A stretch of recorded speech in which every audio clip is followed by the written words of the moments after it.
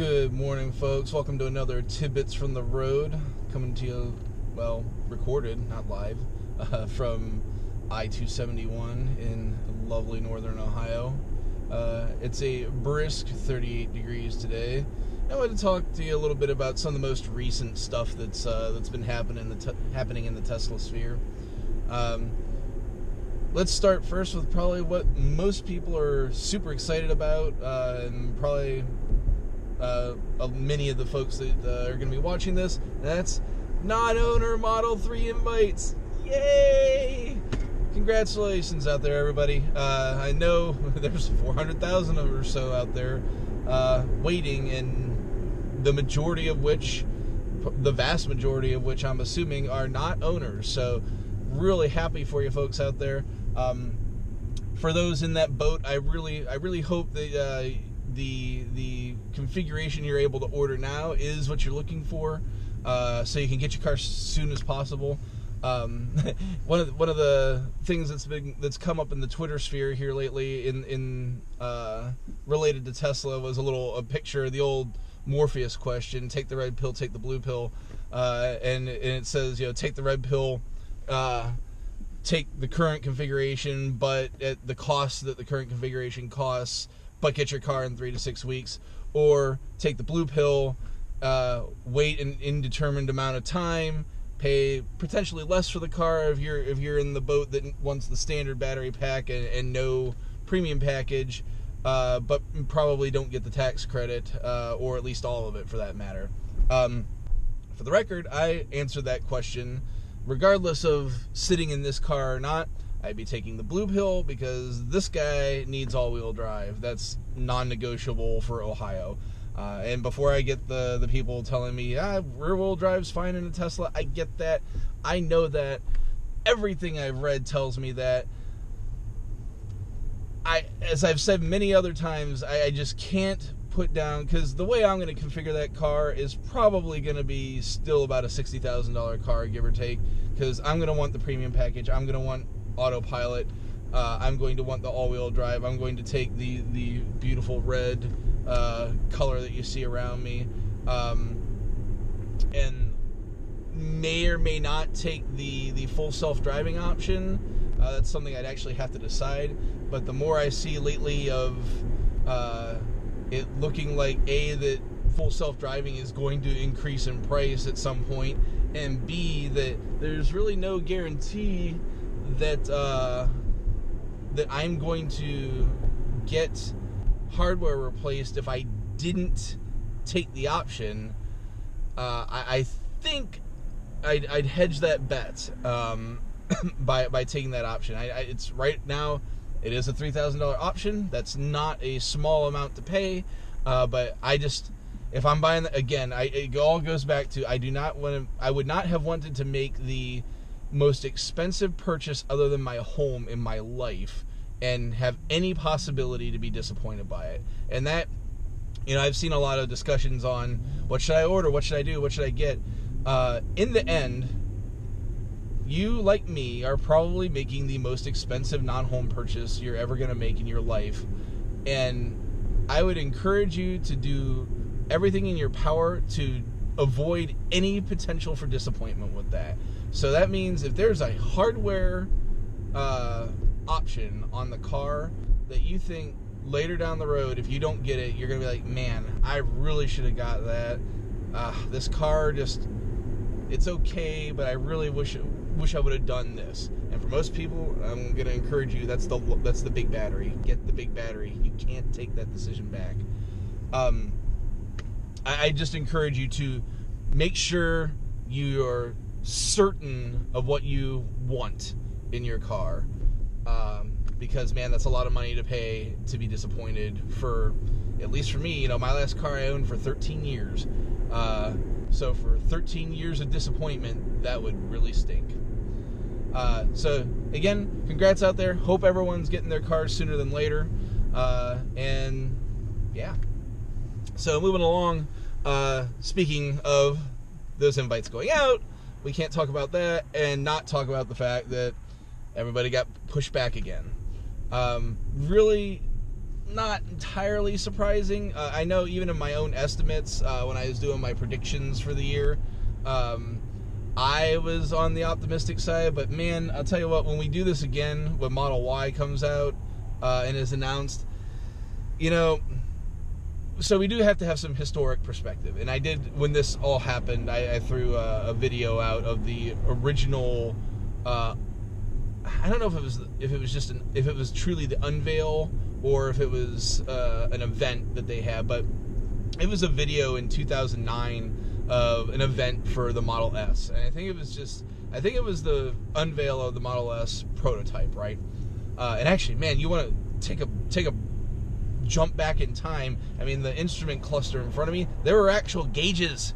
Like, oh my god, like the stuff that changed on this car, like every time you kind of see Model S, I mean, Model S has kind of been the same, other than at least on the interior, since it was made. And when you look at that beta prototype, you're like, wow, like what that was and what it turned into. For the record, I'm really glad, you know, and I think that's just Elon being prescient of, you know, software and programming and updates are key. I mean, that's one of the things that's in the DNA of Tesla.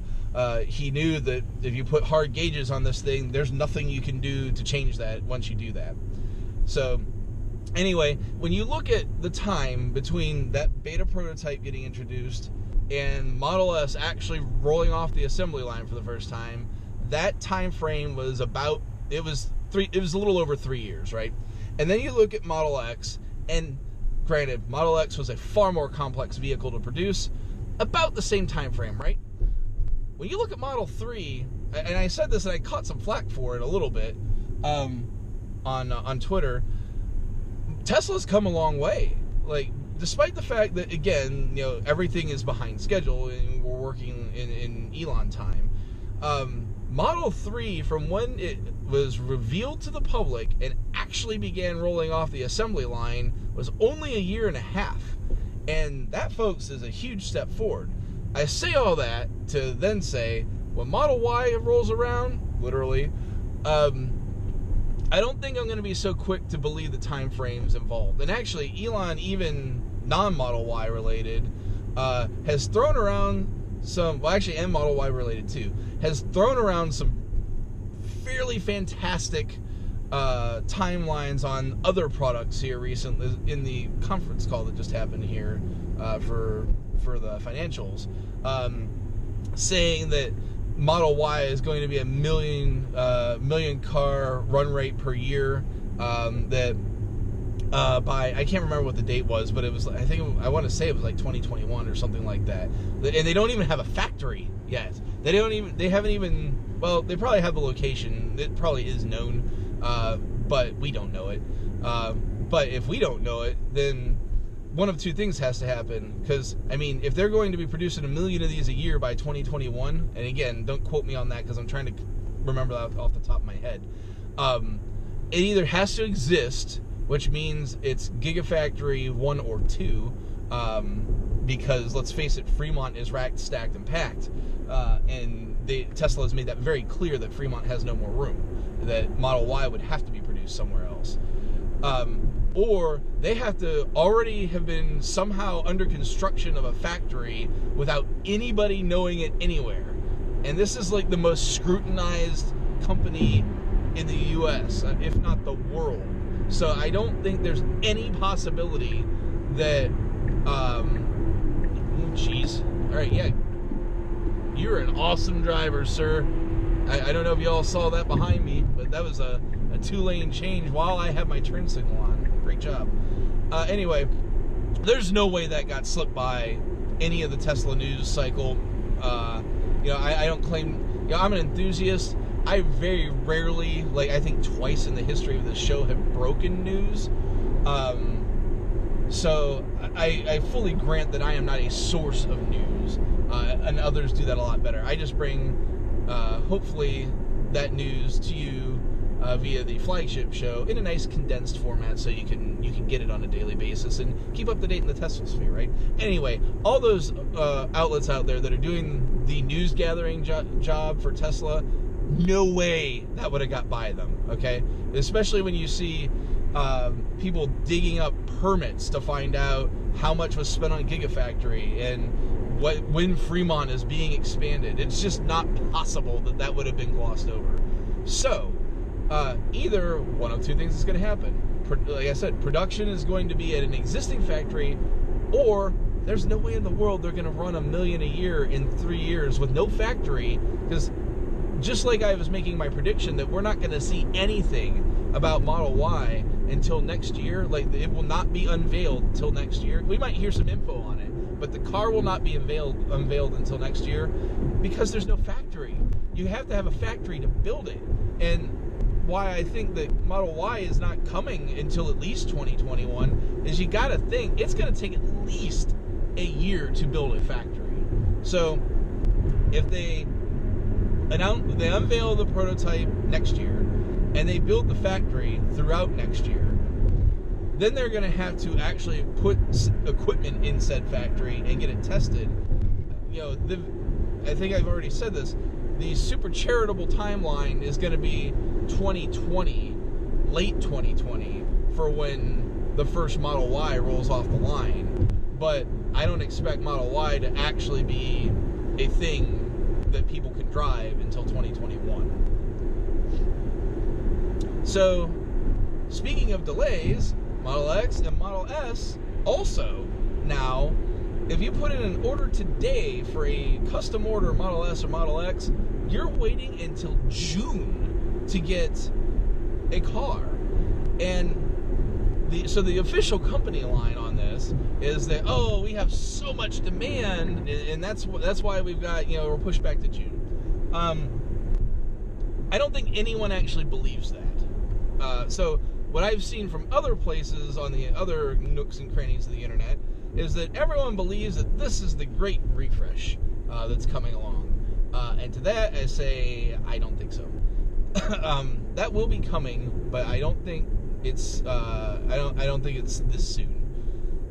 They still have way more to be concerned about getting Model 3 sorted out to be doing a refresh on Model S and Model X at this point. So I don't think there's any possible way that that's what it is.